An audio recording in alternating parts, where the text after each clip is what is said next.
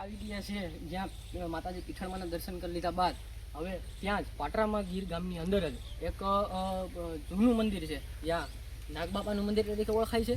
અને ત્યાં પણ તમે આવી જાઓ તો ત્યાંના પણ હું તમને એ જગ્યા વિશે થોડીક જે અમને આઈડિયા છે તે પણ માહિતી આપી દઈએ, અને તમને અમે પણ દર્શન કરવા આવ્યા છીએ અને તમને પણ દર્શન થાય એવું આપણે કંઈક કરીએ. તો આ ચેનલની અંદર જગ્યા છે, જૂની જગ્યા છે, નાગબાપાનું જે મંદિર છે અને વર્ષો જૂનો એમ કહેવાય ને કે વડલો છે અને વડલાની નીચે નાગદાદા બિરાજમાન છે.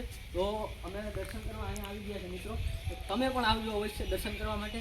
તો હવે તમને નાગદાદાનું મંદિર છે એ તમને બતાવી દઈએ છીએ, તો તમે પણ દર્શન કરજો. અમે તો દર્શન કરવા આવી ગયા છીએ.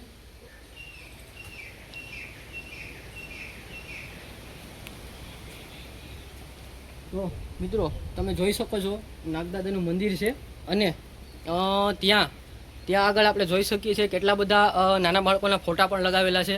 તો અહીંયા લોકો માનતા રાખતા હોય છે અને જેની ઘરે પુત્ર ન હોય ત્યાં તેની ઘરે પુત્ર ન હોય તો એના માટે પણ લોકો માનતા રાખતા હોય છે અહીંયા. તો અહીંયા માનતા માનવાથી નાગદાદા અવશ્ય પુત્રની પ્રાપ્તિ કરે છે અને પુત્ર આપે છે.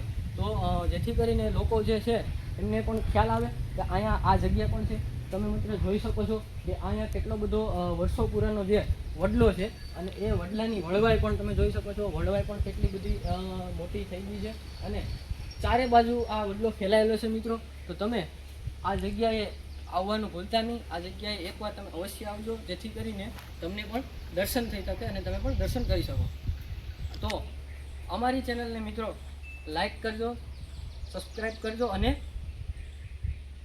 મિત્રો અમારી ચેનલ દ્વારા તમને જે કંઈ પણ માહિતી અમારાથી બની શકી અમે તમને આપી દીધેલી છે. તો તમે પણ ચોક્કસ આવજો. તો હવે મિત્રો આપણી ચેનલને લાઈક કરજો, શેર કરજો અને સબસ્ક્રાઈબ કરજો.